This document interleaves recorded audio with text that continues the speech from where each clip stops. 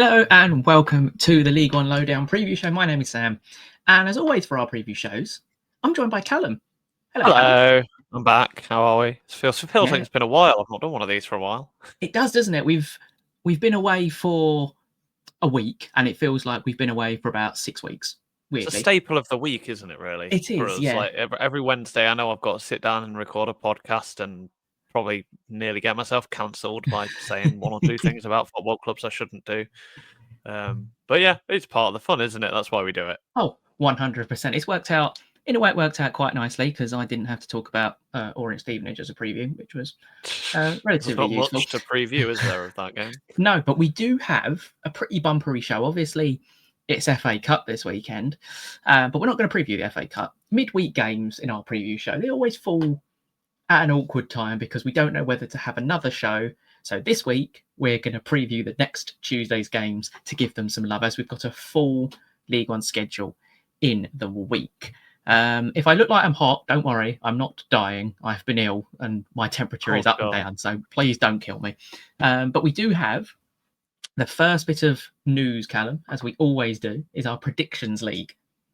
Yes. Now, it's obviously been, I think, 2 weeks since we last caught up about our predictions. There's been a lot of games, yeah. Yes, there's been 2 rounds, and the scores were 104 to 100 before that. The week that we had, I think it was midweek games. Honestly, it was like we did it the previous week because the scores were terrible. Let's put it that way. I got 4 points and you got 5 points, and we were like, oh, well, maybe we should just give up with these predictions sort of thing. So that I got 4, Callum got 5, which took it to 108, 105. We then go on to Tuesday's fixtures, and if you don't follow us on X at League One Lowdown, and if you don't follow us on Blue Sky, we are now on Blue Sky, which is apparently a more popular platform at the moment. It's the same at League. I'm having a lot of fun on it. I'm having a lot of fun on that place. I'm not shafted for saying something yet. Anyway, I'm sure something will pop up at some point. You've now definitely jinxed that. So Tuesday went rather well for both of us. We near enough got the correct outcome in every game between us, which is much more like what we get. In total, I'm going to have to do maths on the top of my head here. I got 8 points for 5 correct outcomes and 1 correct score. And you got exactly the same. 8 points we both got 8. And the game that we got correct as well was the same one. Was exactly the same as well. Thanks, Burton. Yeah. And I should say thanks to Charlie Webster as well for getting sent off, which secured that win for Charlton, I think it's fair to say, and Coventry there for getting the goal. So, I put that into my notes for Burton's game later. I just thought it was a proper Sunday league. Oh, I've been fouled. I'm just going to absolutely knock somebody out. Fair enough. So yeah, that leaves the scores 116 points to me and 113 points to Callum. So it is still extremely tight. And if you don't know what the punishment is for losing our league, if I win, Callum has to buy a Leyton Orient shirt for the season review and then has to give it away. And if Callum wins, I have to buy a Lincoln City shirt and then give that away after that season review. Signatures are optional, I think. Yeah. If you want to sign in it. If you want the resale value of the shirt, then also let us know so we don't sign it. I think Callum, you should have to buy a Mansfield shirt with the comments you get from Mansfield fans. To be honest, well, all I'm saying is, I will talk about Mansfield in a bit, but what I said about them has proved to be exactly true. It also happens that what I said about Mansfield also applies to Lincoln. So we'll move on with that. Yeah, so we've got a fun couple of discussions. So we've got a little topic, as it is FA Cup week. It would be rude not to even discuss it at all. We've got a couple of questions on this. So how important, firstly, obviously, we've discussed before, replays are getting scrapped. Some League One teams, i.e. Huddersfield, I'll use them as an example, have been knocked out by, I think it was Tamworth, non-league opposition. So the difference between Huddersfield in the first and second round of the FA Cup compared to maybe a Lincoln or a Northampton, what's the difference between them for them? I don't know. I think there was a stat going around that there were 7 different ties that we were robbed of a replay because of because it didn't go to extra time or something like that. Which, I can see that argument, but I'm going to be slated for this opinion, right? But I look at Games with Trinity. Now, I have a lot to do with Games with Trinity, as does Jamie, just because of uni and other things that fall outside of this podcast. But you look at, how they're doing in the FA Cup is brilliant. And we talk about the FA Cup being a catalyst for results in the league, right? Games with Trinity have currently got at least, I believe, 4 or 5 games in hand on most other teams in their division, which, win those games and they're in the playoffs, as the old cliche goes, or whatever. But a lot of these sides don't want games in hand. Do you know what I mean? And we're getting into Christmas. There've already been postponements last weekend because of the cold, and then the flooding as well, and waterlogged pitches and stuff like that. So it's, and then if you put a replay on top of that, that's another game. And then if they win the replay, that's 2 more games that have been postponed for Gainsborough. So it is a good thing. Don't get it. Well, it's a frustrating thing in parts because some of these sides have missed out on revenue, and Lincoln would have been nowhere near where on the cup run they got. So I'm avoiding that. I and don't get me wrong, I'm pissed that FA Cup replays have been scrapped, but I do think there are positives for it, I think. Okay, yeah, it's probably fair, because I suppose if you're, let's say you're Tamworth and you drew Hallucin Town or someone like that, and that drew 1-1, and then it's a replay, you're probably not going to make that much money from it, and the game will probably cost you the same as a league game, for example. So it's probably not worth it. But when you get, I think it's only worth it probably when you get that juicy tie, isn't it? If you get a big tie, it's always worth it, obviously. Like for Harrogate Town, for example, we use Gainsborough. They're the lowest ranked side left in the competition. Bringing Harrogate Town back to their place, if say replays were a thing, and say Harrogate, say there was a draw on Friday night, it doesn't really have that much benefit to Gainsborough. They've got that away tie. They'll sell I think they've sold 1,000 tickets for that match. So, they've already got their payday. Being on TV is that payday. If it goes to a replay, I don't know, a different time might be chose for coverage. So it's all up in the air. And I suppose, there's pros and cons to it. Obviously, it'll benefit the bigger teams because less squad, but less match time, less injury risk and things like that. But those can also apply to the lower league sides. Gainsborough, they are, they've got all their players are already exhausted, and it's only November. So, we'll have to wait and see. Money always talks in football, whether that's with how big your squad is or whatever. So money will always talk and whatever. But no, there's a couple of ties that I'm quite excited for in the FA Cup this week. Yeah, one of them I think will involve my team, because I actually think we'll go and lose to Oldham, formerly a League One side. I think they've lost 2 games since. They've lost 2 games in this league season. So I think that could be one potential upset if you're looking for an upset to be on the cards. As well. In great form as well, beating Boston United 4-0 last night, and they didn't exactly set the world on alight in that game. Boston played well from what I remember, but they were just clinical, and we'll talk about. It's kind of the theme about, I think, this year is clinical and clinicality, and Oldham are a side that does that, so I reckon that might be a decent game. I'm biased, but Lincoln going to Crawley after losing 3-0 at Crawley earlier in the season is an interesting tie. Brackley against Stockport. I don't know why that one's got a bit of a ring to it as well. As long as Brackley don't have to play in the playoffs, it'll be all right. Yes. Well, this isn't a playoffs, is it? So maybe we'll wait and see. There's a couple of League One ties, isn't there? Barnsley, Bristol, Cambridge, Wigan, Crawley, Lincoln, and I believe Tamworth. Burton, Tamworth. I'm really excited for that. Having literally, I used to get the train from Burton to Birmingham, and that train obviously goes through. It's the next stop is down the line. Is I think it's the A38 Derby. You go from Derby to Burton to Tamworth on that road, or something like that off the top of my head. 2 sides that I'm very familiar with growing up around that area. I'm sad that one's not on TV, if I'm honest, Burton Tamworth. But then Blackpool Birmingham as well. That's a huge tie, isn't it? Money talks.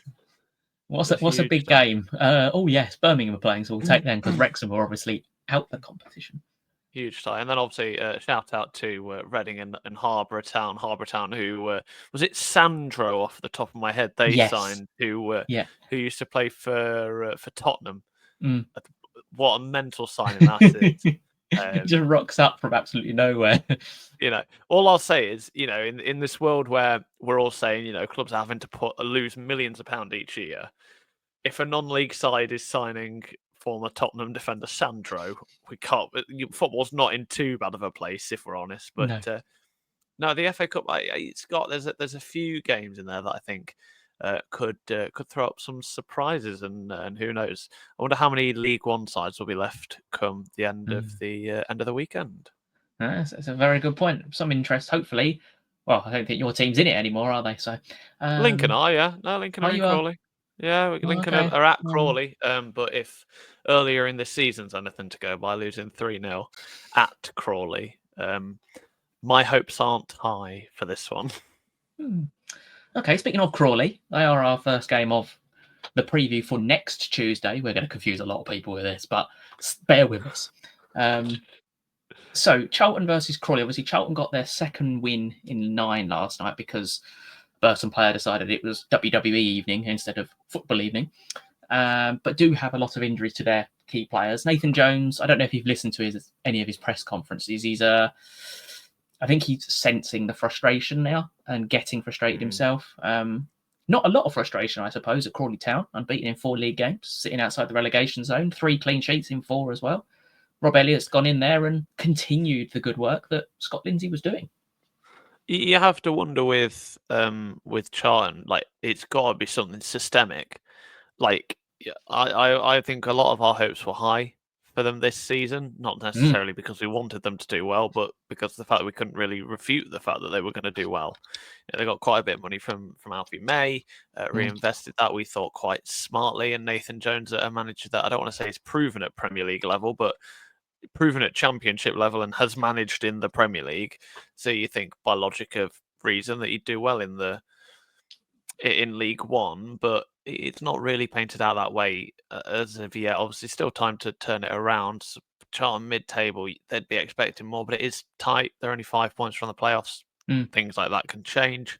You look at how bad their past few games have been, to then only be 5 points off. You'd think they're going to have a good run of form at times.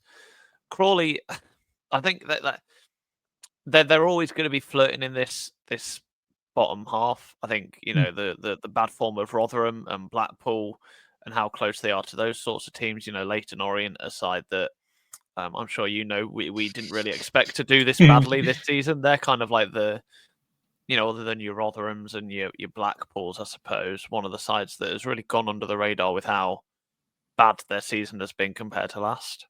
So I don't want to say Crawley have been masked by that, but they are doing an incredible job on beating in 4. So yeah, in terms of predictions for this one, I for some reason I think it's got draw written all over it. I don't want to say it's a London derby. It's not really, is it? But not really. I mean, I'm from up north, so to me, they're both near. Everything's the south for you. Everything's south. I'll go 1-1. 1-1. Okay. I think Charlton are quite solid at home. I'm going to go for a 2-1 Charlton win.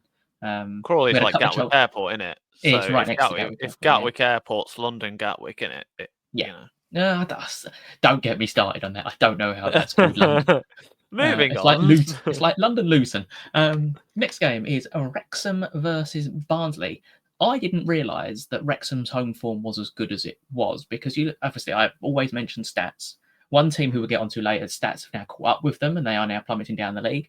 Wrexham stats are still relatively the same, in the same position, but they're still managing to maintain a good point scoring. So they're unbeaten in 9 games at home with 8 wins, but have played a couple games more than the teams around them. But I always say points on the board is probably what you want rather than games in hand. But Barnsley's away form is much better than their home form, so it could be a trickier task for Wrexham than if you just looked at maybe just form, because Barnsley haven't won in 3 in all competitions. But they do have 5 away wins, do Barnsley. I actually think this could be quite a good game. I look at Wrexham, and it's similar to Wycombe. I suppose they're just clinical, and they have a go. Like, I'm looking at the Lincoln game. Wrexham were good. Don't get me wrong. They probably. I mean, I don't want to say they deserve to win, but they probably did at the night because they took the chances. And James McLean. He wasn't. The shot was nowhere near on target. It was more like a cut through. But how it hit Derrickwa, it was obviously going to go in as an own goal. And that's what counts. You need those kind of, I don't want to say those things to fall for you, but they do kind of fall for you. So, yeah, in terms of how I think this one will go, Wrexham, they're just clinical at home. And they've got that. I think the one thing that's been pointed out is how old their average age is. They're an old side by we talk about youthful football at League One level and Premier League loanees. They're a side that are very mature. I back them. I do back them a lot in this one, and I'll go with 2-0. I think. It's exactly the same as me on that one. 2-0. We had a couple of same scores last night as well, which was quite surprising, which doesn't always happen. Next is probably the most boring game I've ever seen in League One. If you just looked at goals scored, it's Stevenage versus Northampton. I mean, this one isn't going to get people off their seats, I don't think. Stevenage are the lowest scorers in the league, with 1 win in 10 in all competitions, only in 90 minutes. I am very well aware they beat Guiseley on penalties. Northampton with no win in 5 in the league, 3 points above the bottom 4. They've not really got a goal scorer anymore. Obviously, Hoskins got 15 last season, but he's only got the 1 this season. So reliance on Hoskins has kind of caught up. I know they bought Tom Eves, and I know they bought Tyler Roberts. Tyler Roberts has never been a prolific goal scorer. Eves has had 1 good season. I think it was at Gillingham, but needs players around him. McGeehan can pop up with a goal. But I just think they're probably where they expect to be, I think, on Northampton. I know exactly what my prediction will be for this game, though. I think it's one of them that if either side can get 3 points in this one, and I don't think it'll be a 0-0, which I imagine is your scoreline. I think it'll give one of these sides a lot more breathing room. If Stevenage get the 3 points here, they're potentially 7 points away from the drop zone, and that's a huge, for both these sides who probably, we imagine, will spend the majority of the season looking over their shoulder instead of forward. I kind of back one of these sides to win. I can't make up my mind as to whether it's Stevenage or Northampton. I'm going purely off vibes. Let me remind myself. Yes. Let me remind myself of last night's results. Northampton played, and Stevenage. They lost to Wigan, I believe, and Stevenage didn't play. Yes. Oh. I'm up in the air about this. I think I can Stevenage. I can imagine getting that 1-0 win just because of that one, the home advantage, and 2 not playing. It kind of screams that there will be a goal in this one. It's a good point what you mentioned about not playing as well, because with the smaller squads as well, that could be make a difference. It can make a huge difference. So before we move on, we're going to have our trivia corner before a message from the association for this podcast. So we've got only the 2 trivia questions this week. It was really difficult to find ones that were different. So the first trivia question is, leave your answers in the comments, play along, and then we'll do the answers after the message. So the first question is, what is the highest attendance recorded in a league match since it was actually converted into the Football League as we know it, since 2001? That doesn't include playoff finals, because when I was doing research for this, it came up with 72,000 for a Barnsley game, and I was like, eh? And 42,000 for Brentford when they were at Griffin Park, and I got the most confused human being ever. You'll get a bonus point if you can tell me what game it was and year. And the second question is, which Huddersfield Town player is the only player in League One this season to commit 2 penalty fouls? So again, leave your answers in the comments. We're going to come back very shortly, and we'll do the answers and preview the rest of next Tuesday's games.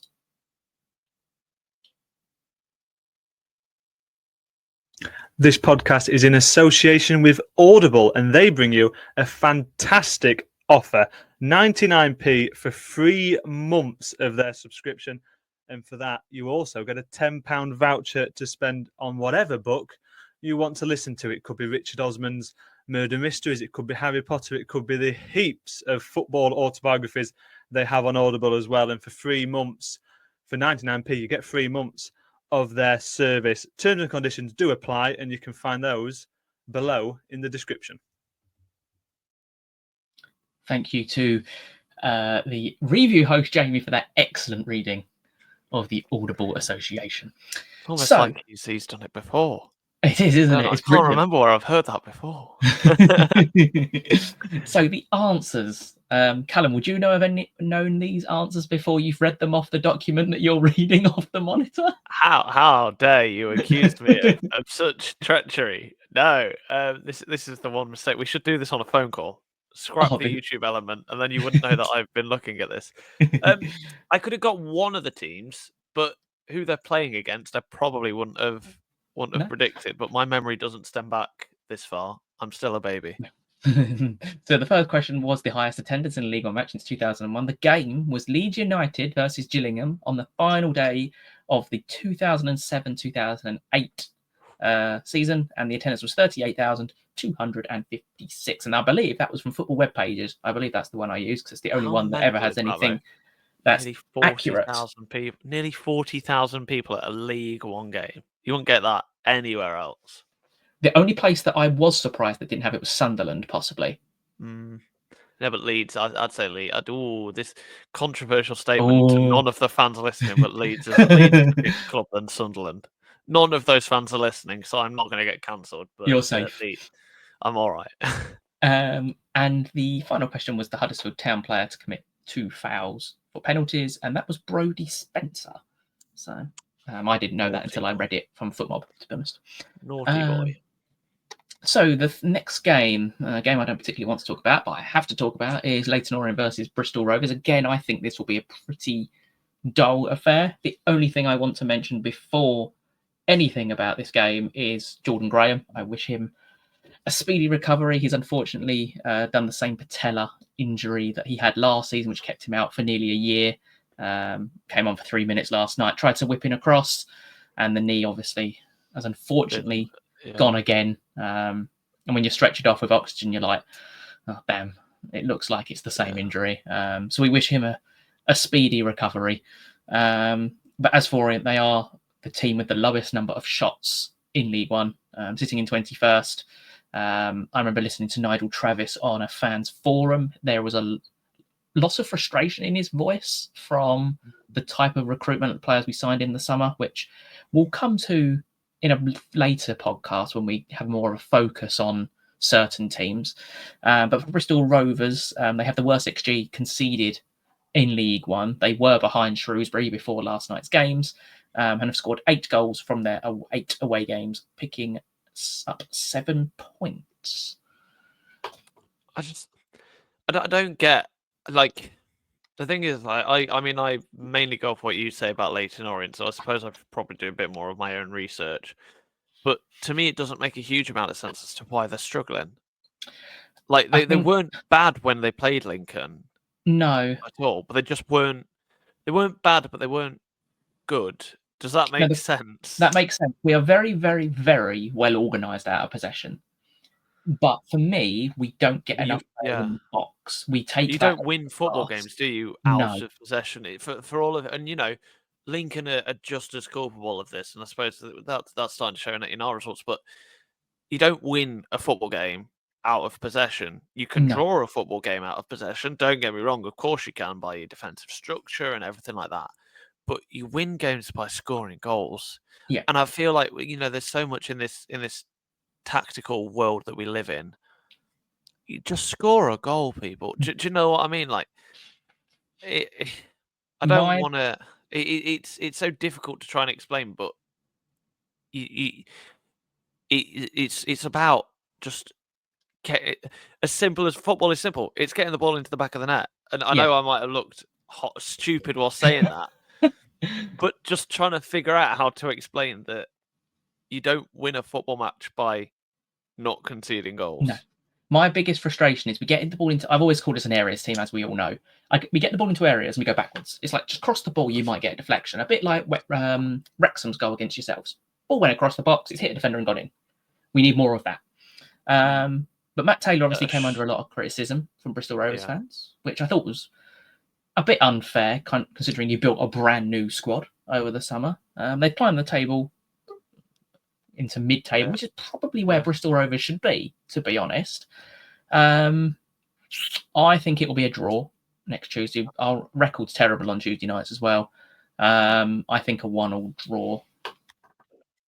I'll go with you. I'll say a 1-1 draw because you can't beat someone at their own team. So I'll go 1-1. Speaking of own teams, Rotherham, and how somebody at this game is still in a job, is Rotherham versus Lincoln. Well, Rotherham, I hesitant to say it's money talk, and I imagine he's probably got quite a nice payoff bonus, hasn't he? Knowing Steve Evans, and not to get in trouble with law enforcement, but we know Steve Evans has his way with contracts. Anyway, moving swiftly on, so I don't get sacked. Yeah, it's Jesus. Lincoln, yeah, it's. I mean, we talk about this all the time, and obviously I work quite closely with the club, and I'm looking forward to hearing from Michael Skapala and to be honest, the strikers on this, because it's not like Lincoln aren't creating chances.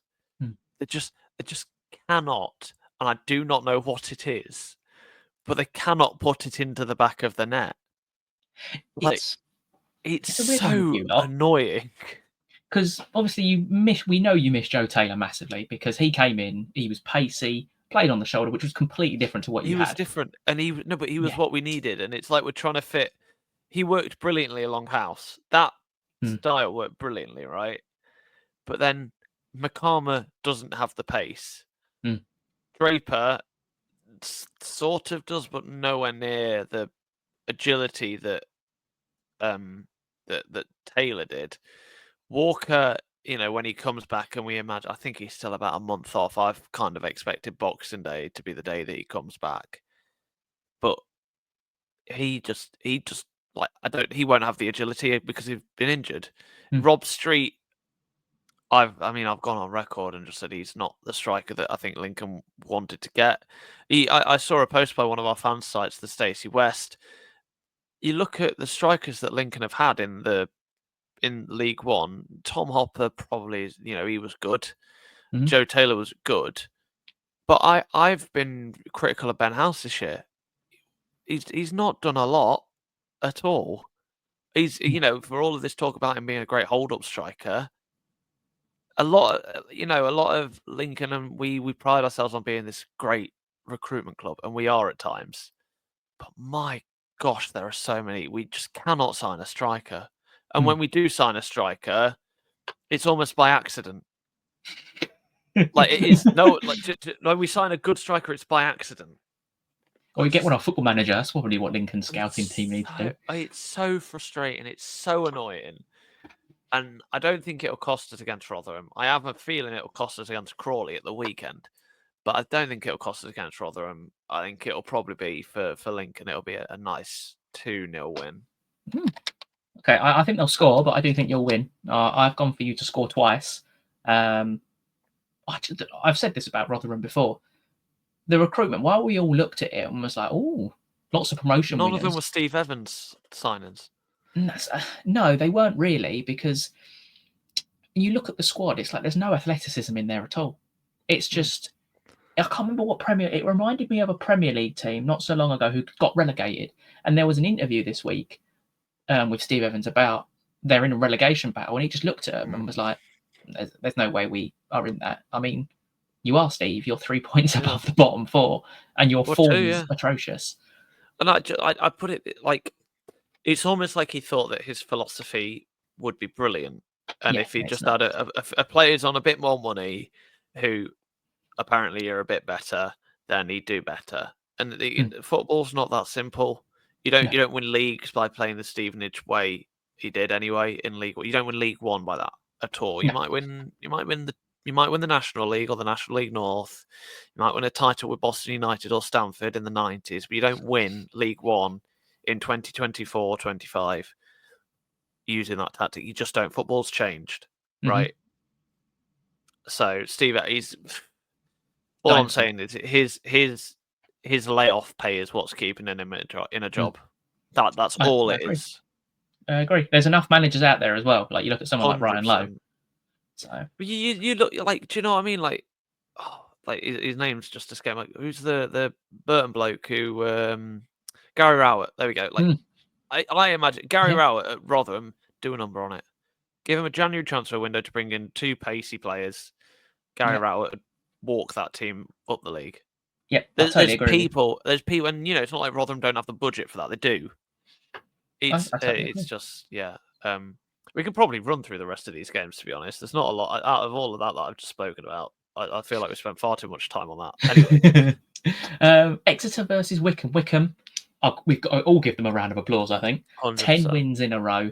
The goal was a bit lucky, but you make your own luck in football, I say. Exeter have had back-to-back defeats, but they played second and third. They're now playing first. So it's a pretty tricky run for them. They're not getting outscored in game. Well, they are getting outscored, but they don't get smacked. But they've only got 1 goal in their last 4 and are the joint second lowest scorers, with Leyton, Orient, Rotherham and Cambridge United with just the 14. Wycombe are just clinical. They'll get 2 shots on target. Like, Exeter, they don't concede many goals at all.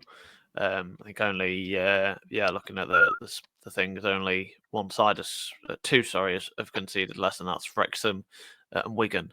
They don't concede many goals, but I think they'll probably concede 2 in this one, 2-0, I'm going with.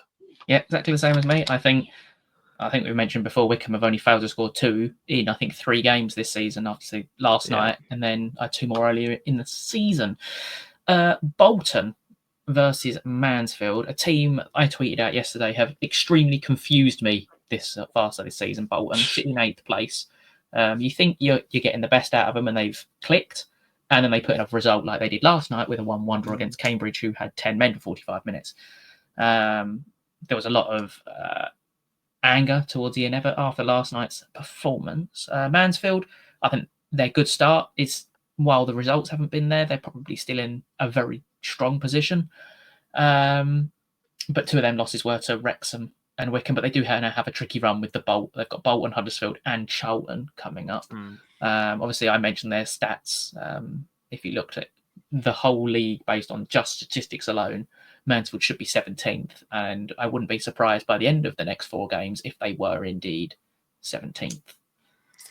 Yeah, looking at this one, I think Bolton, they're a decent side, and for all the pressure that Ian Everett's under, he's finally getting them clicking. They're level on points with the playoffs. Obviously, goal difference not to their advantage, but I think that'll even out eventually. Bolton, I've kind of got here as 2-0 winners, I think. Another 2-0, I know, but that's 3 in a row for me. But I have put them in the wrong slot. I'm surprised you didn't tell me.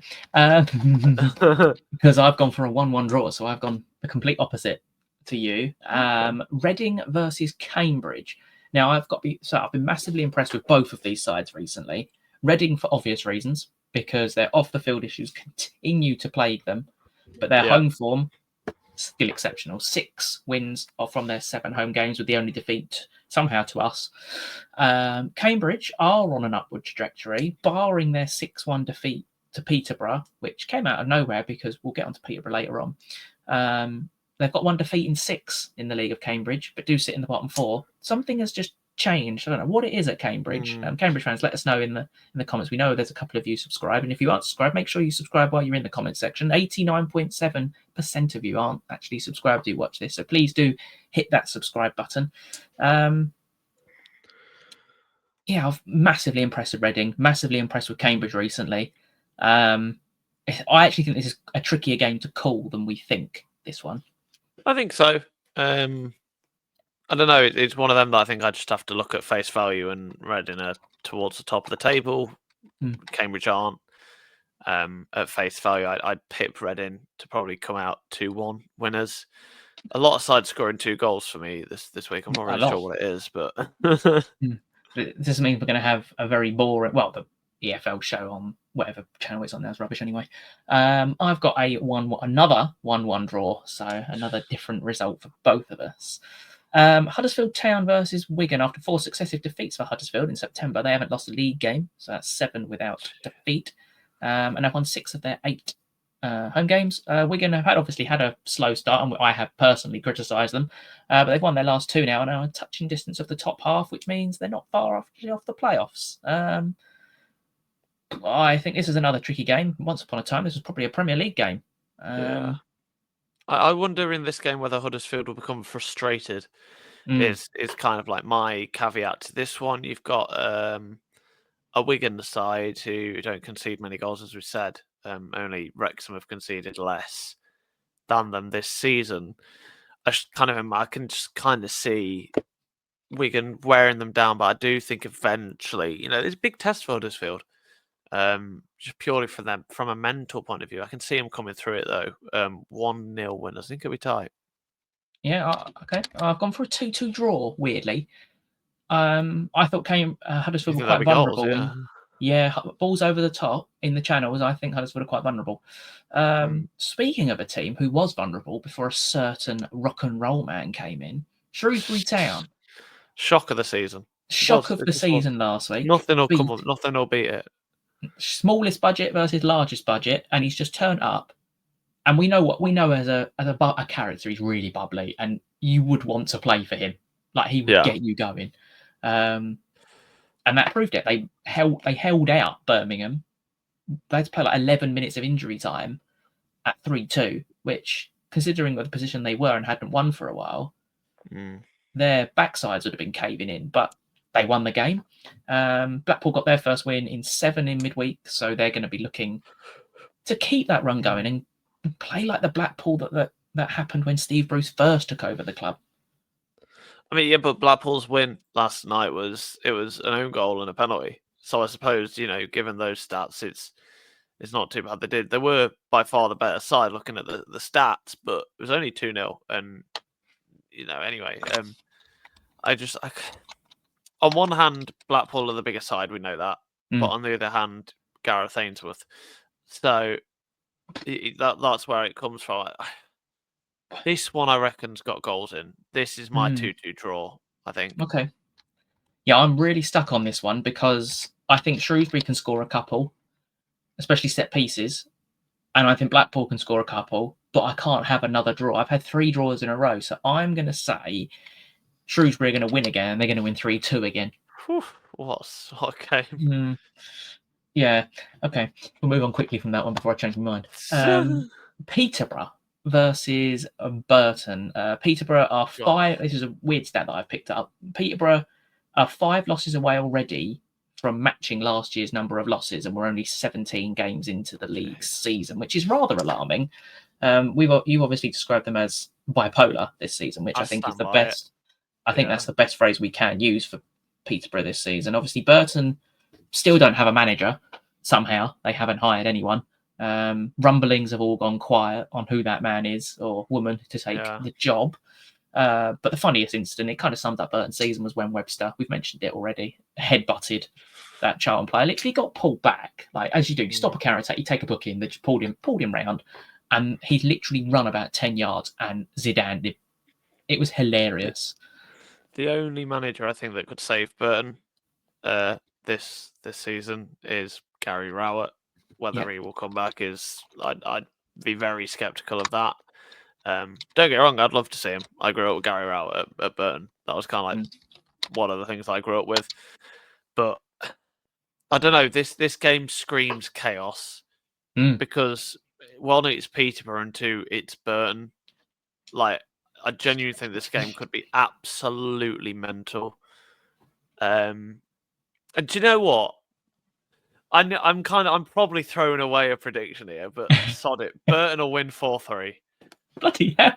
Sod it. Do you know what? Sod it. I'm throwing away a prediction here, but you know what? If Burton win this, it's a bigger shock than Shrewsbury Birmingham. Oh, okay. I'll back myself for it. I've gone near the other opposite of the spectrum. I've gone 4-2 to Peterborough but I think Burton's strength is going forward. but so is Peterborough's. Both teams can't defend. It's going to be absolutely mental. So this will be 0-0.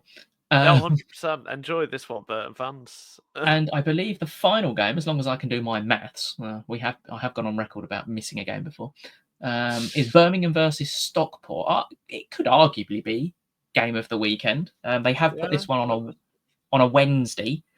Why not? Obviously, Birmingham had 2 disappointing results, but they did bounce back last night with an excellent goal. I think it was from Uwasa from the edge of the box and a penalty from Jay Stansfield. They are 1 point off second place, but they do have them 2 games in hand. Stockport have now sitting in 4th, have won 3 in a row and haven't conceded since conceding 5 to Wycombe Wanderers. And they have the player, I think before last night, before Borja Sainz scored for Norwich, had the player with the most goals this season in the league of Louis Barry, who has 13, which is more than Stevenage have managed all season. It's mental stat, that is. Well done. Start of the podcast. Yes. Interesting game, intriguing game. I think one that I don't take the time to watch any games really these days that I'm not directly working involved in. I normally just catch up on the highlights, but one I might actually try and watch. But I don't know. I reckon Birmingham will. I don't know. Birmingham, they're the biggest side. They're the biggest side in the league. It's a stupid question, Callum. I kind of just reckon I don't want to say they'll stroll it because they won't. It'll be a difficult game, but 2-0. Okay. Yeah, I think this is a difficult game because I think Birmingham struggle against teams who sit deep. Yeah. Stockport won't do that. They'll play. I am going to go 2-1 to Birmingham. I think it's the type of game that probably suits Birmingham a bit more. They'll come onto them. Not actually try to beat them, if that makes sense, because a lot of teams will go to St Andrews and try to counter-attack, which is what Birmingham struggle to break down. Okie dokie. That's it then. Beautiful. That went extremely quickly this week. So if you have enjoyed, make sure you leave a like, leave us a rating on whatever platform you are listening to us on. Make sure you follow us on the varied social media platforms nowadays. Subscribe to the channel. Thank you everyone for watching. Take care, and we'll see you hopefully on the next podcast.